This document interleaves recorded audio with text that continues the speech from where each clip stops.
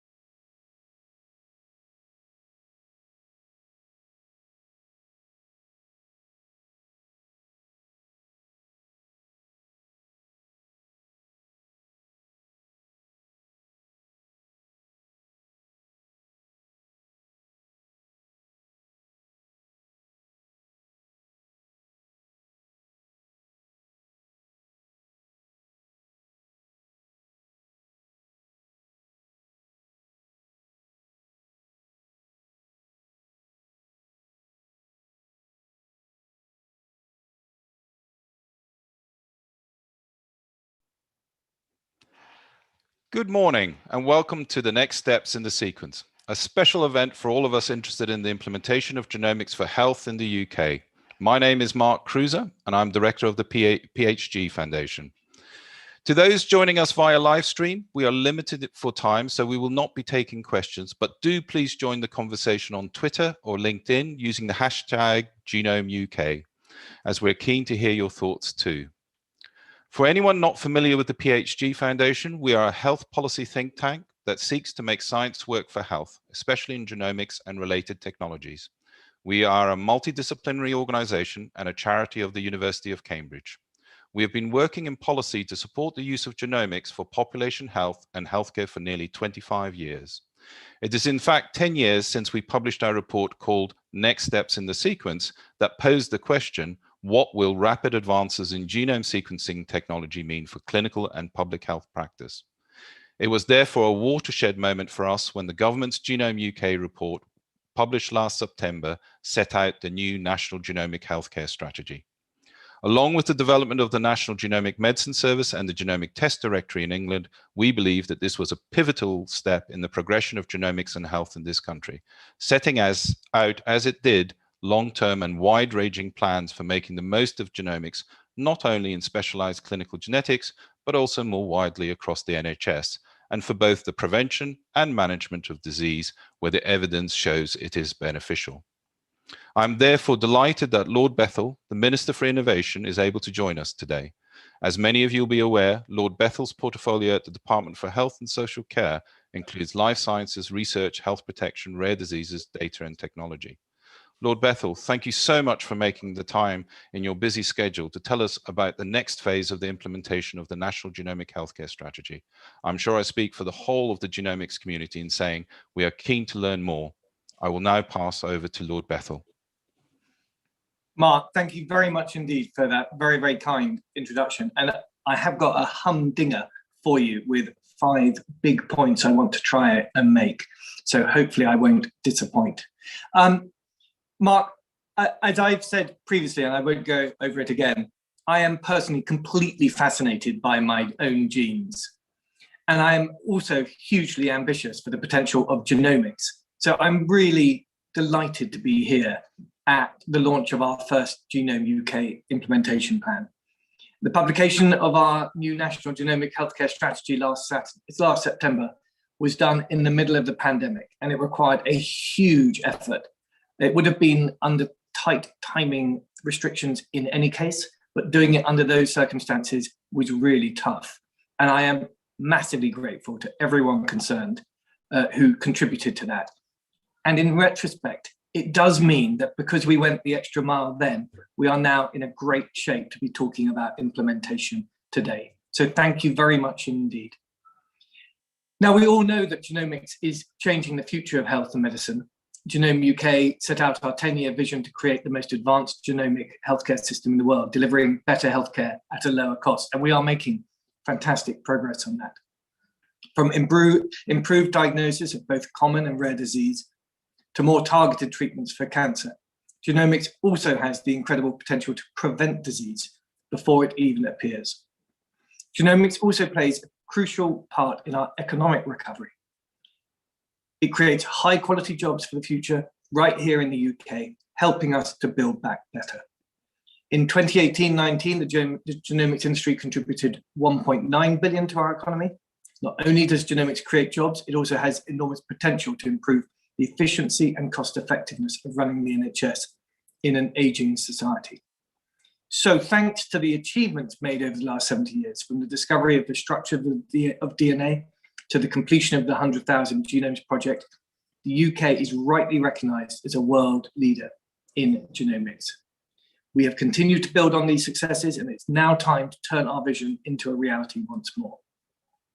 My team have been working hard behind the scenes, bringing together leaders across the genomics community to develop a plan to make Genome UK a reality. For the UK to remain at the forefront of international competition in genomic research and healthcare, to attract attention, to attract investment, we need to start delivering on key commitments set out in that strategy. And that's why I'm absolutely thrilled to be here to discuss the first implementation plan for Genome UK. And as part of this, I want to announce a series of headline initiatives, 5 in total. It's really impressive. Firstly, Genomics England will address the historic underrepresentation of ethnic minority groups in genomic programs. This one I am particularly pleased about because we have had so much emphasis on this issue during the pandemic. It's absolutely crucial to ensure inclusion and diversity in genomic healthcare. This is not just about ensuring equitable access, it is about ensuring representative diversity in our genomic datasets. This will enable everyone to benefit from the enormous potential of new techniques based on advanced analytics, such as polygenic risk scores and pharmacogenomics. With this commitment, we will be directly addressing health inequalities through engaging closely with communities and the bespoke screening programs. Secondly, I'm excited to announce that whole genome sequencing is now up and running in the NHS Genomic Medicine Service for patients with a suspected rare disease and certain cancers. The NHS has already done a tremendous job in implementing a range of new genomic services and tests for patients across England through the NHS Genomic Medicine Service. But the 100,000 Genome Project proved the unparalleled value of whole genome sequencing in a clinical setting. 1 in 4 participants with a rare disease who joined the 100,000 Genomes Project without a diagnosis has now received one. That's a really powerful statistic. I am delighted that the benefits of whole genome sequencing are now available to patients as part of routine care. This makes the NHS the only integrated healthcare system in the world routinely offering this exciting test. This is a truly transformational milestone for patients. It brings us one step closer to achieving our ambition of sequencing 500,000 whole genomes through the NHS Genomic Medicine Service by 2023-24.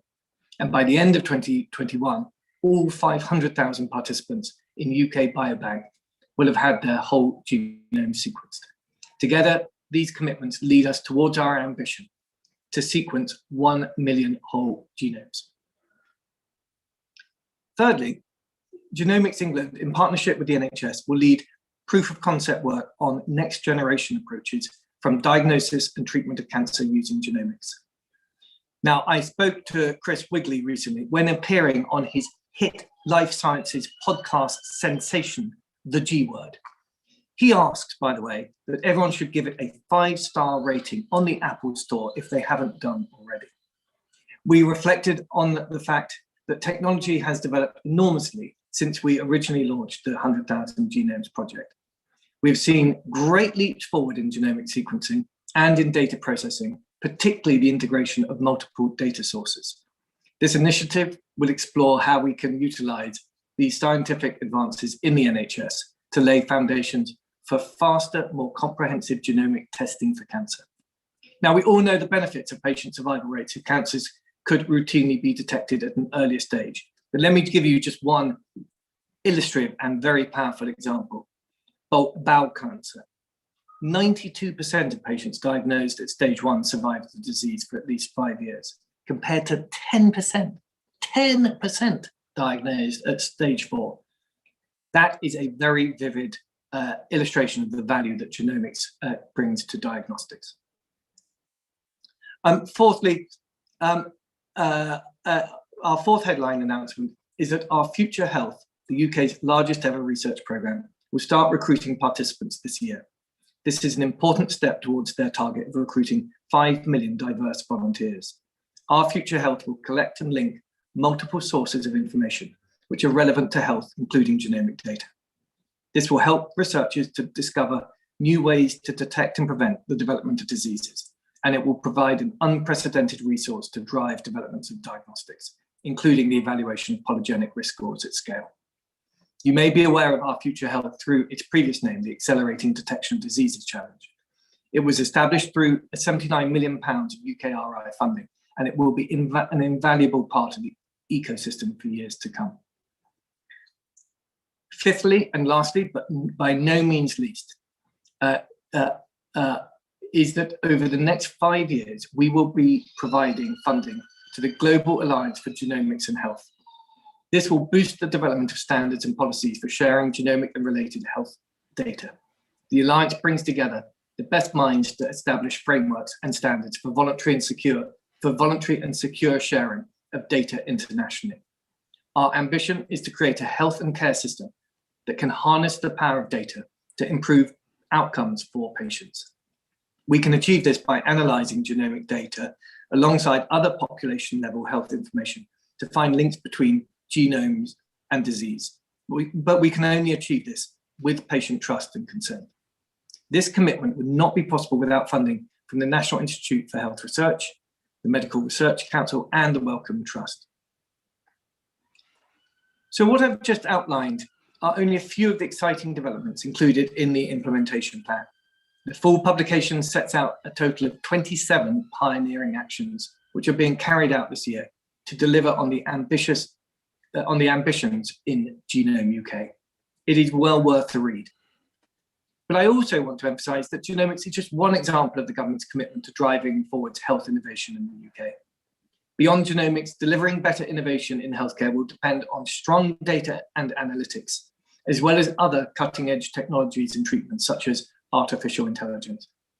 Healthcare innovations are key to rebalancing our healthcare system, to shift our focus from acute intervention to early stage prevention. This is absolutely vital to relieve demands on frontline services, secure a sustainable future for our NHS, and to empower patients to take greater control over their health. We must seize the opportunity to put the UK at the forefront of this healthcare revolution, with support for health innovation, including genomics, at the centre of all of our efforts. This will be central to our future health resilience, the growth of our world-leading life sciences sector, and improving patient care. We cannot achieve the best genomic healthcare system in the world overnight. Genome UK therefore covers a 10-year period, so we think it is right that the implementation should also be phased. Genomics is a fast-moving field. The phased approach will allow us to review our commitments and incorporate emerging science and latest research findings. So this implementation plan is therefore the first of many, with future updates bringing it closer to our goal. Please watch this space. Mark, thank you very much indeed. Lord Bethell, thank you so much for the details of the ambitious plan for the next year. You have given us a great deal to consider, and clearly there's a lot to do. We appreciate that your schedule sadly does not allow you to stay on and discuss the plan further. So thank you very much for your time and leadership in continuing to support and drive the development of genomics and healthcare in the UK. Thank you. So I'm really pleased to be joined today by 4 leading national figures in genomics whose expertise and efforts will be absolutely crucial in taking forward the plans that Lord Bethell has just outlined. They are John Stewart, Director of Specialised Commissioning, NHS England, Chris Wigley, Chief Executive, Genomics England, Professor Annika Lucassen, Professor of Clinical Genetics at the University of Southampton, and Professor Sahir Garbia, Chief Scientific Lead for Genomics at the National Infection Service, Public Health England. Welcome, and thank you very much for joining us today to discuss the implementation plan. So if I could go to you first, John, with the rollout of whole genome sequencing for rare diseases and certain cancers in the Genomic Medicine Service, what do you believe are the opportunities and challenges for NHS England in the coming year? Thank you very much, Mark, and it's great to be here today at this event. So perhaps I could actually just begin by thanking everyone working in the NHS Genomic Medicine Service for all they have done over the last year during the pandemic.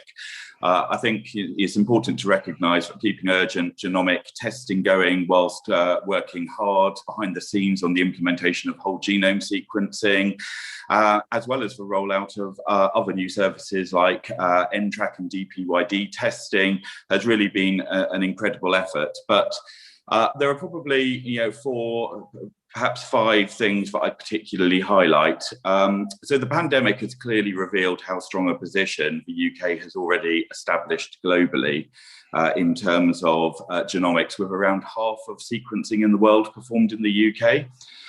So firstly, I think the strong clinical, scientific, laboratory infrastructure we have in place undoubtedly provides a really great springboard for further advancing the use of genomic medicine as part of routine clinical care in the coming years. Secondly, our new Genomic Medicine Service Alliances, launched back in December last year, I think provide a real opportunity to embed genomics now equitably across the NHS in England and address the local and regional variation, working in particular with organisations such as the Emerging Integrated Care Systems, Cancer Alliances, and others to improve patient pathways and drive change locally.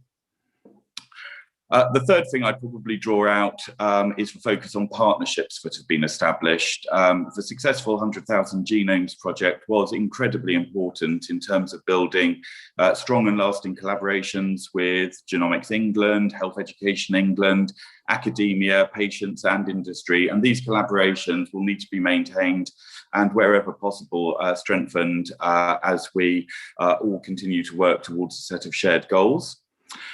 Fourthly, I think is almost the universal support across the system for the changes we want to deliver, and the huge potential across many clinical areas for genomics to make a difference. And I think that's not just in clinical areas like cancer and rare diseases, but also through the work our alliances are leading on cardiovascular disease, diabetes, pathology, nursing and midwifery to deliver a real transformation across the NHS.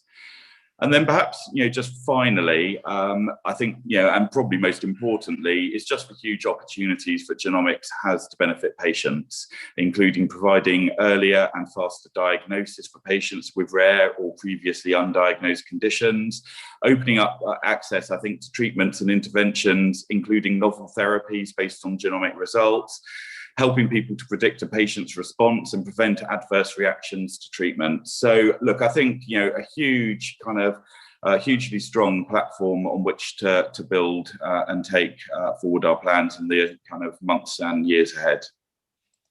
Thank you, John. If I could come to you, Chris, I mean, clearly Lord Bethell has outlined some of the sort of very important initiatives that Genomics England is taking forward. So how do you see the next year from the perspective of Genomics England? What will be the sort of main priorities, but also where do you see the challenges?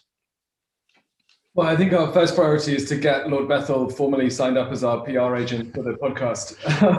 That was great.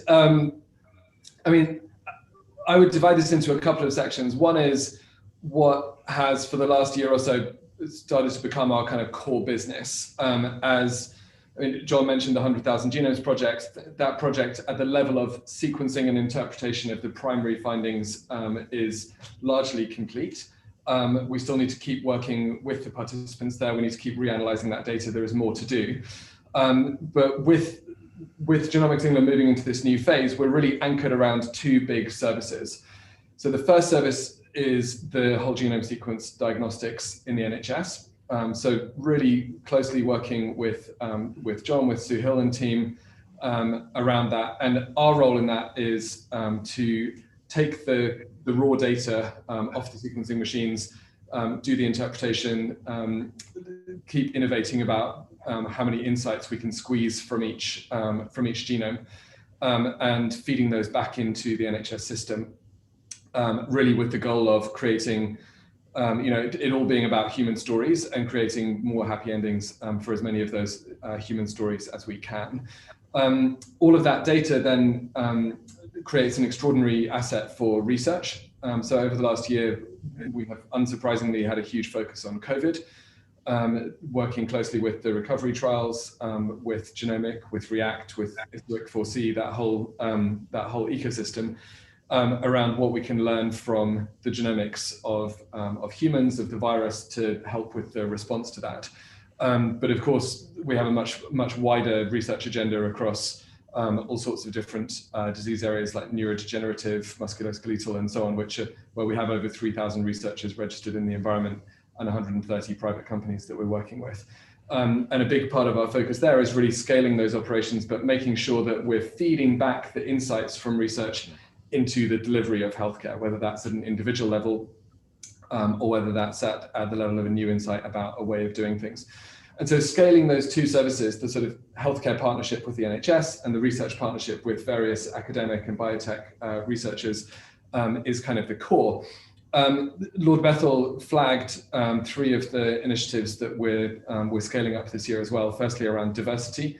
If COVID showed us many things, one of which was the awful extreme of the differential effects on different ethnic groups and different and communities who are suffering different levels of deprivation. And both of those angles are really important for us as we're looking to make sure that as we move into an era of personalized medicine, those insights are available to everyone. Even it was just this weekend, there's now criticism that a new app for melanoma identification using a smartphone doesn't work on people with darker skin. We would like to think that these kinds of issues are becoming historic, but we have to keep working every day to make sure that that is true, because if we don't have the data sets, we can't create that equity of access. So that's a big push. The second one is on cancer. So our role here is really around landscape scanning. There is so much amazing technology and science emerging every day. How do we consolidate that and make it relevant to patients, again, in close partnership with the NHS? And the final one on newborn sequencing. So the focus this year is really on building on a lot of fantastic ethics and engagement work that has gone on around identifying what the opportunity is for newborns. There is currently the heel prick test that a new baby gets, which identifies 9 potential things that a baby might or might not have. At its most simple, newborn sequencing would say, actually, we can, in addition to those 9, we can actually test for 200 or 300 other conditions that a baby might have, where if we have this change in the genome, we are very confident that we will have this issue in the human, and we know that there is something we can do about them, and we know that the earlier we intervene, the better the outcomes are for the person. So that's really what we're working up. We're really excited that Sarah Jane Marsh is going to be our NHS champion for this at Birmingham Women's and Children's, who's fantastic, and we'll be working with her and the team really closely, both on thinking about what that could look like as a clinical service, as well as doing lots of engagement with kind of midwives, with nurses, with expectant parents and newborn parents, and so on. So yeah, those 5 areas are keeping us pretty busy, all of which is underpinned by our ongoing work around engagement and trying to build a sort of national conversation around genomics, which things like the podcast, the G Word, are part of. We're hiring, so if anyone listening is interested in coming and working for Genomics England, please let us know. All of our jobs are on the website. We're scaling quite a lot this year, and contributing to a refresh of the government's life sciences vision, which will be happening over the next few months, and will then feed into the spending review. So never a dull moment. Thank you, Chris. Yes, absolutely. Very interesting, full program of activities, and we may come back to certain points of those, but I just wanted to move to Annika. We've heard from Lord Bethell, also from John and from Chris, and I just wanted to sort of ask you what your perspective is, and what do you think the plans mean for the clinical genomics community? Thank you. Many thanks for inviting me to this. I think for the clinical genomics community, these developments are undoubtedly a good thing. That goes without saying, really.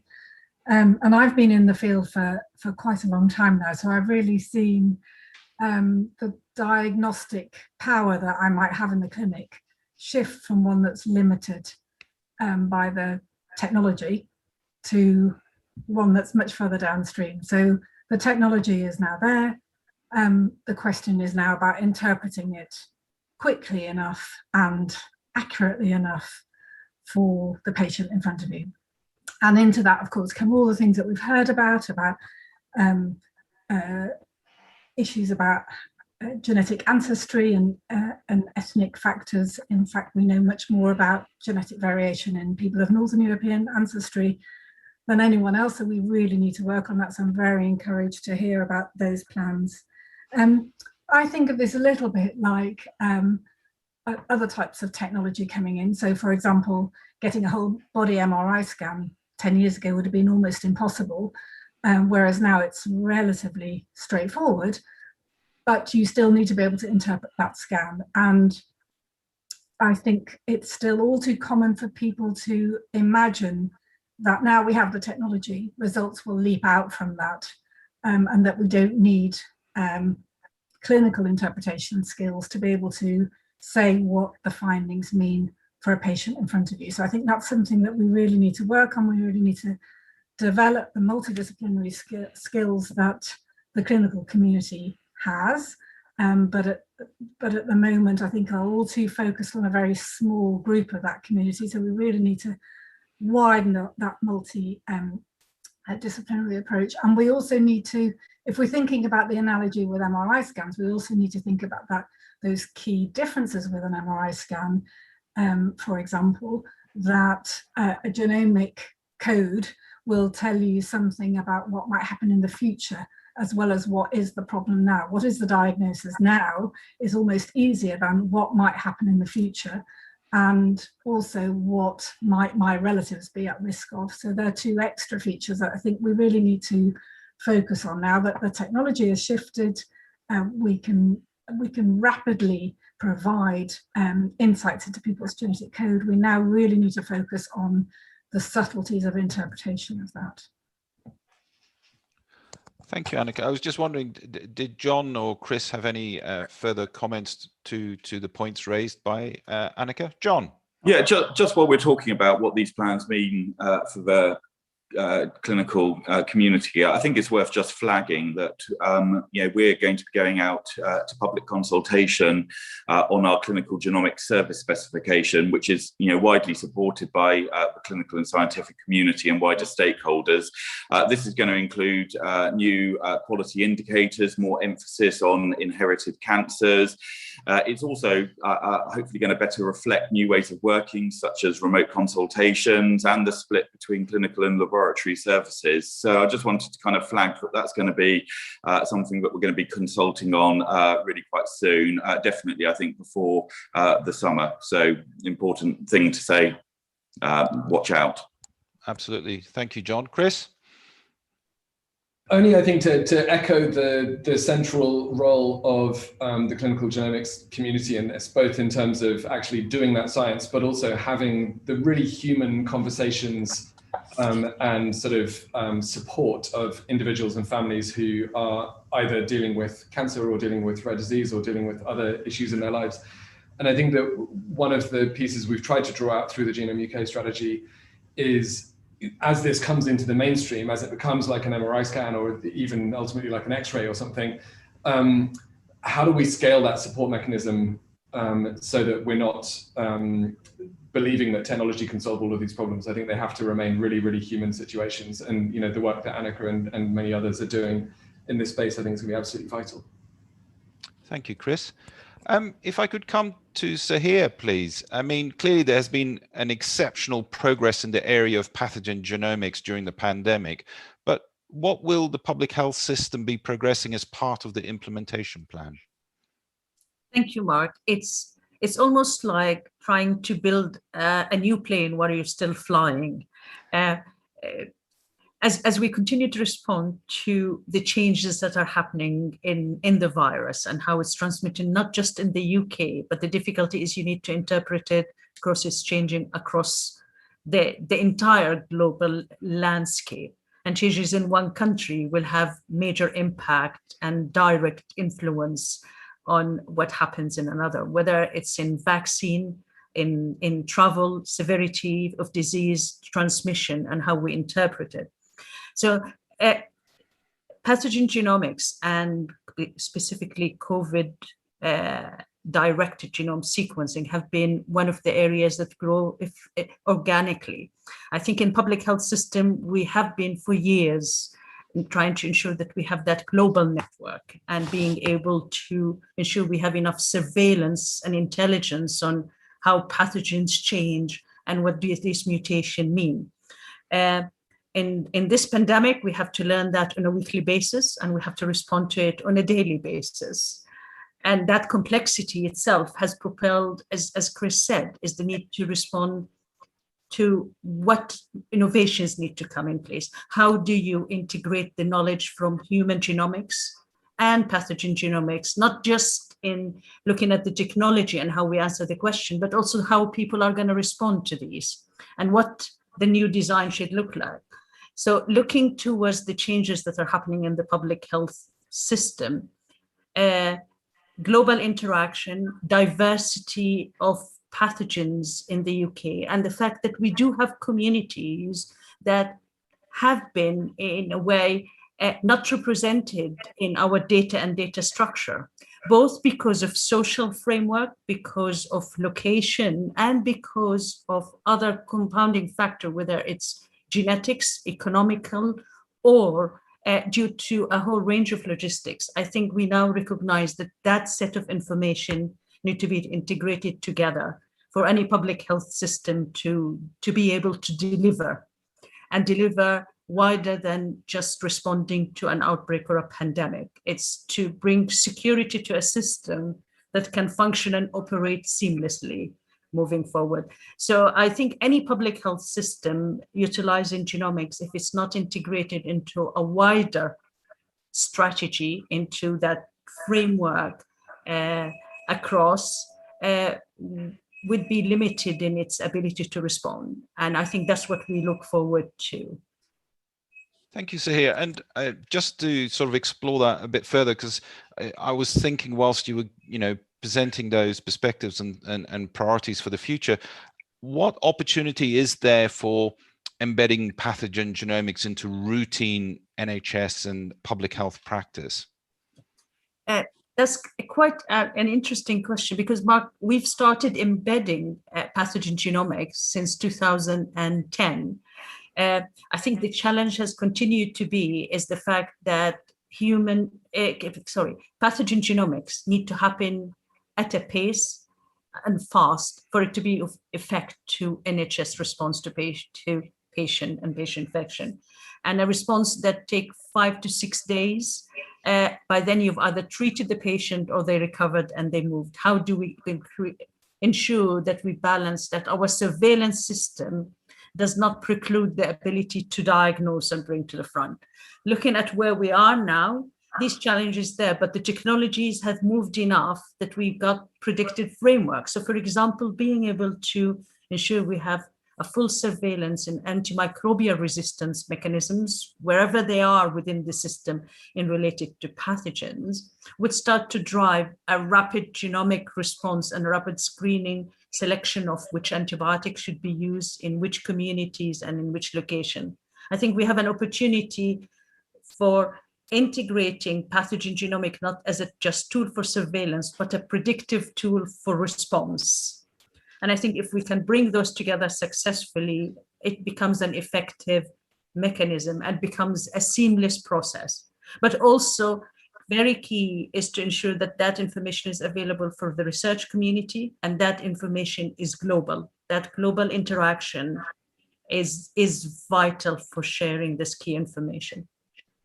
Thank you, Sahir. And am I correct in saying that you're also working very closely with NHS England in order to move this agenda to implementation? Is that correct? Completely. If we can build within the next 4 to 5 years a system of pathogen genomics that's embedded as close to patient as we need it, and close to community as well, not just in hospital, but actually within the community, and that data is seamlessly linked together and build on the knowledge that Chris and John and colleague have discussed in Genomics England, and build on its own framework for that across the country, I think we would be bringing genomic to a utility tool for health in the country. Thank you, Sahir. That's fascinating. I just wanted to ask the other panel members if they had any comments with regards to pathogen genomics. No, I think they're stunned by the possibilities. Thank you. I think I would only make the point that this time last year, we were talking about one of the goals of the response being not just to deal with the response, but also to lay track and build infrastructure so that we could respond better in future.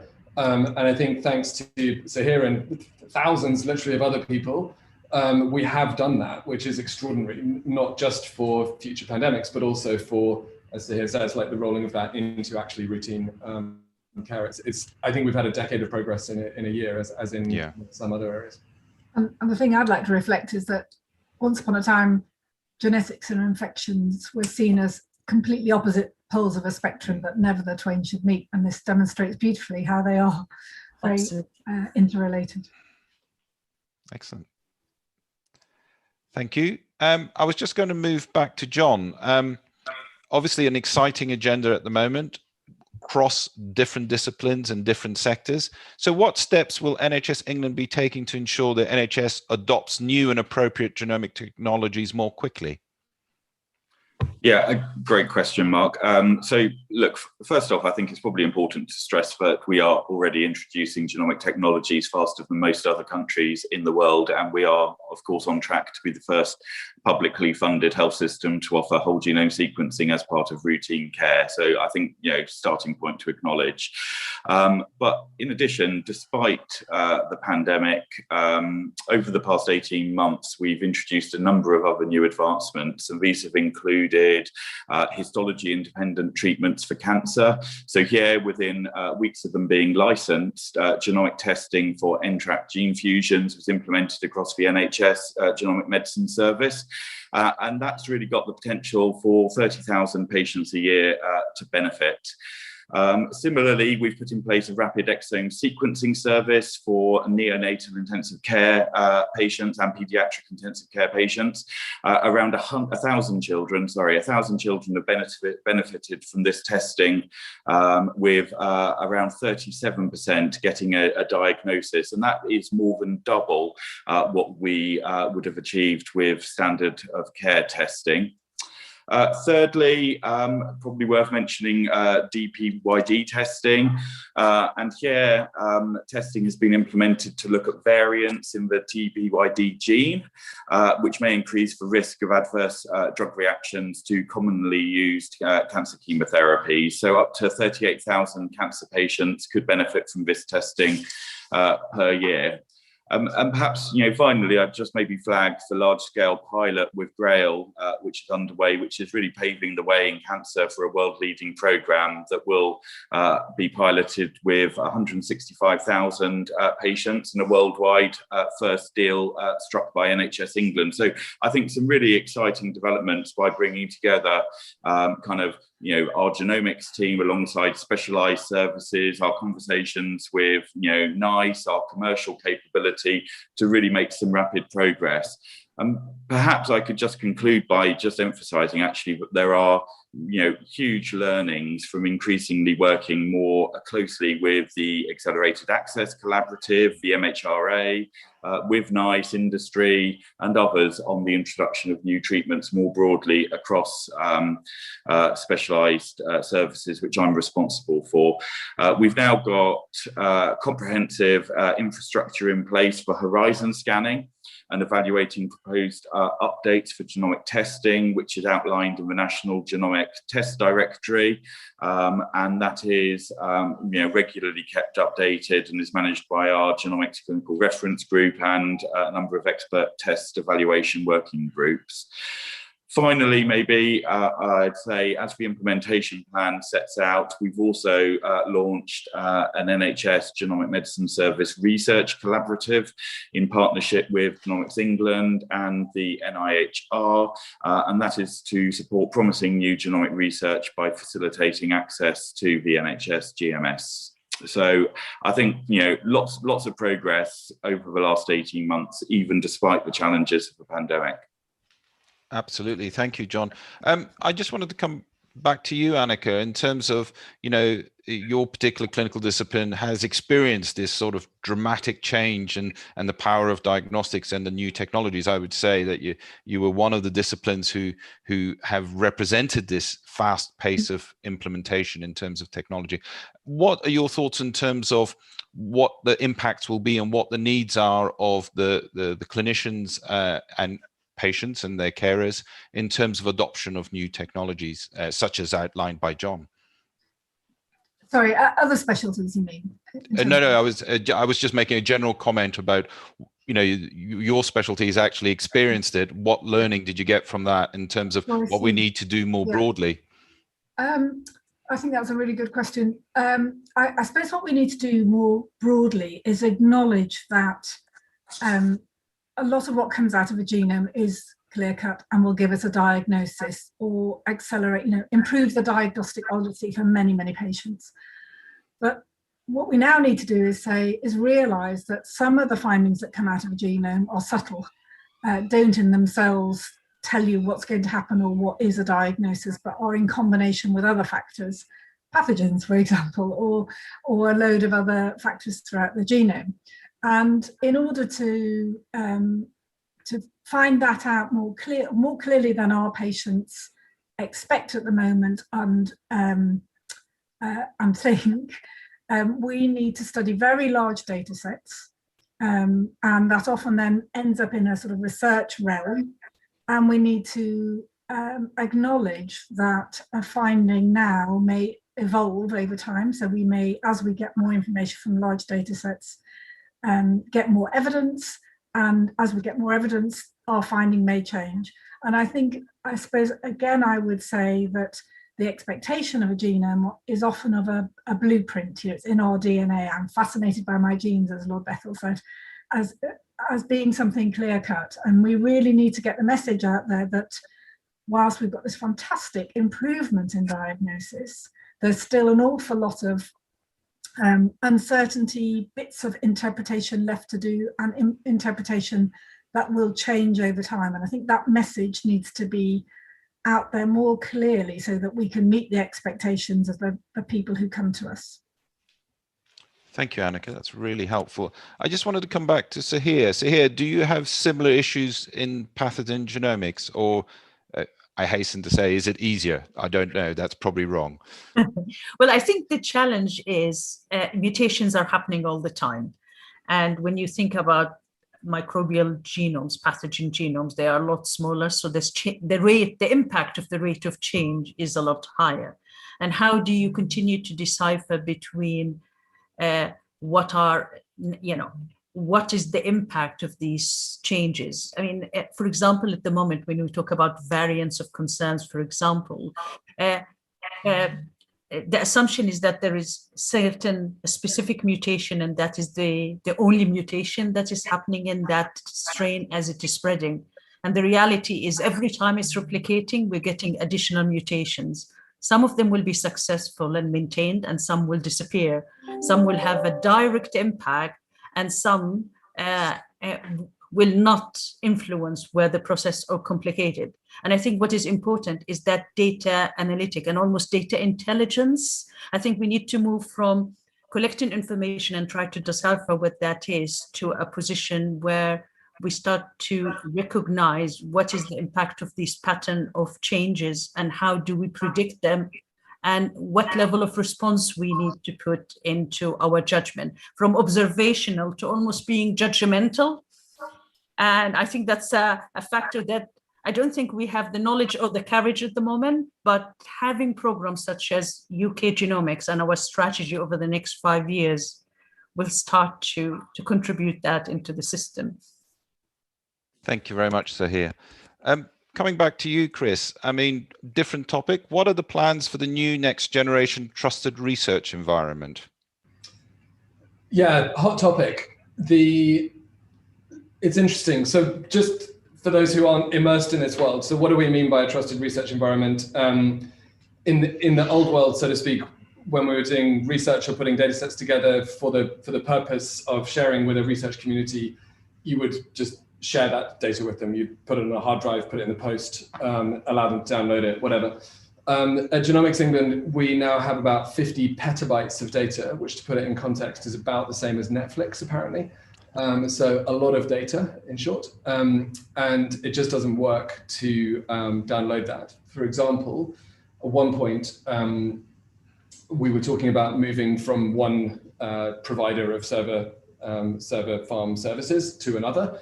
And said, well, look, surely we can just run a high-speed link between it and transfer the data. I said, yeah, we can do that, and it'll take 9 months.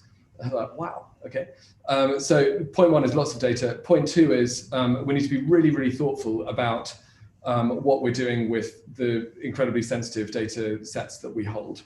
So if they're de-identified but you can kind of think of it like a piece of paper that has your fingerprints on it. If you rip off the bit at the bit at the top that has your name on it, it's still your fingerprints, right? So there's an inherent identifiability challenge here. So what a trusted research environment does is provide a research environment, as the name suggests, which researchers can come to and do their work in that environment. Genomics England actually built one of the first of these in the world over the course of a few years from kind of 2013-14 onwards. And to some extent, by the time I arrived at Genomics England in late 2019, we were sort of suffering from first mover disadvantage in that a lot of large organizations around the world, like the Googles, the Microsofts, others had invested a lot of time in solving some of the problems that we'd been solving ourselves. And so what we did, and you know, there are all sorts of benefits of us replatforming that. It enables all sorts of new workflows, like collaborative workflows, like working on federated data sets where we don't have to merge the data sets, which has all sorts of legal and privacy issues. We can do the analysis on disparate data sets and so on. And so we stood up at high speed during the first wave of the crisis, a new cloud-based platform for our COVID research. And what we're now doing is effectively building on that foundation to build a more sort of stable and scalable cloud environment. So we're partnered with a British startup called LifeBit and sitting on top of Amazon Web Services, so it can effectively scale to infinity. We've worked with a bunch of our biotech and pharma partners to stand them up in that environment, which is going really well. There's a much better researcher experience. And we're figuring out how we gradually migrate our academic partners from one to the other. We want to make sure that we're not disrupting research. And so there'll be a period where we sort of dual run. Yeah, it's a very promising environment. And UK Biobank, as they move into the world of whole genomes, are exploring similar pieces. So we're working really closely with them to sort of share learnings and explore how we can do things like federate across the Biobank and Genomics England data sets. And as our future health stands up, we're collaborating with them as well around making sure that we're not sort of duplicating or triplicating infrastructure. So an exciting area with lots of rapid movement. But I think if our aspiration is to build the smartest healthcare system in the world, then having the ability to feed these kinds of research insights back into the system through things like the NHS Digital Spine and so on, joining these bits up is going to be incredibly powerful. Absolutely, Chris. Annika, did you want to comment? Well, just to really emphasize what Chris is saying, how important it is and how important it is in genomics in particular, because the boundary between what is research and what is clinical practice is far from clear often. And yet we know that we've got very different governance systems for both. So when you're talking about de-identifying, that's different in a research setting than it is in the clinical setting. And there's an awful lot of learning from genomic data that happens in a sort of hinterland between the two, where we've got no governance system. And we really need, I think, as a community to inhabit that hinterland a bit better. I don't quite know how that happens, but we need to open a conversation about that and think about ways of governing that hinterland, because otherwise we're going to get really stuck with always putting up a wall between, is this research or is this clinical practice? What sort of consent do we take? What are we allowed to share? And we'll stop learning from the data in a way that we can then use in healthcare. Thank you, Annika. Chris, did you want to come back in? No, only to say yes, spot on. I mean, I think, and Annika's points get brought to life for us on a day-to-day basis, just by the reality of the world, right? I mean, we're partnered with a few groups of research academics who work in NHS hospitals who are looking at particular types of cancers. So, for example, there's one called SNPs, looking at pediatric cancers, like kids with cancer. They're working on an identified group of patients. They're sequencing their whole genomes in partnership with Sue's team and us. They're then trying to make the best possible clinical decision for that child, which might well include, for example, a referral to a clinical trial. There's a group of children, it's not just one child. Is that research? Is it clinical? Should they be looking at that on an identified basis, on a de-identified basis? Should they join one of the research communities within Genomics England? generate the insights, and then we can then re-identify that for them. Is that ridiculously cumbersome? You know, we're trying to sort of work through some of these real life examples in order to, I guess, put some meat on the otherwise theoretical bones. Like, these things have to work day to day in the real world for real people doing real stuff for the benefit of real patients. Thank you, Chris. And Annika, the implementation plan gives a commitment to provide funding to the Global Alliance for Genomics and Health to develop standards for sharing genomic and related health data. What impact could this have on clinicians working in the NHS? Yeah, I mean, I think that follows on really nicely from my previous point that we've got to, in order to be able to interpret genomes effectively for patients in the clinic, we need very, very large collections of data that link genotype with phenotype, i.e. clinical features, family histories, other things other than genetics. And I think GA4GH is a global community that starts to collect those on a scale that we can do something with. I think membership around the world hopefully will increase. The UK is pretty good at membership. I gather there's 87 organisations in the UK that are a member, and Decipher was one of the very early adopters, BSGM also. I think that's only a good thing. It's a way of collecting very large data sets with clinical features of phenotype that help us to interpret. We still need to answer that question of, is that research or is that something slightly different? And if it is something slightly different, if we have got this sort of hybrid terrain now in terms of both interpreting data from others for the patient in front of us and our patient contributing to research for the future, how can we make sure that we practice ethically in that terrain? I think that will be really important. Thank you, Annika. And from a practical question, how do the standards developed actually get implemented in the UK? Is that a seamless process? Well, I'd like to think it was, but I mean, on a sort of high level, I think it's learning from data that comes back then into practice with evidence. I'm sure that others can speak much better to the sort of regulatory hurdles that are in place from a global perspective to a UK perspective. I'm not quite sure if that's what you're asking, Mark. But many and various regulatory hurdles, definitely. Yeah. But the principle of learning from data, from large-scale data sets, so that we can be more robust in our interpretation for the individual, I think is very much a good thing. And also the global endeavor, which is essential and central to the genomics understanding. Global to include populations other than those of Northern European ancestry, which I think is really crucial. Yeah. Thank you, Annika. I'm afraid I'm just checking the time. I'm sorry to say that we've run out of time. So I'm really sorry about this, as we've only scratched the surface of what we could talk about. But I'm afraid I'm going to have to draw our discussions to a close. However, I'm sure that the wider conversation is only beginning, and we will be interested to hear the reactions to these plans from the UK genomics community over the coming days and weeks. It only remains for me to thank all our expert panelists, Annika, Sahir, Chris and John, for sharing their priorities and perspectives. Finally, thank you all for joining us today. We hope you have found it interesting, and goodbye. Thank you. Goodbye.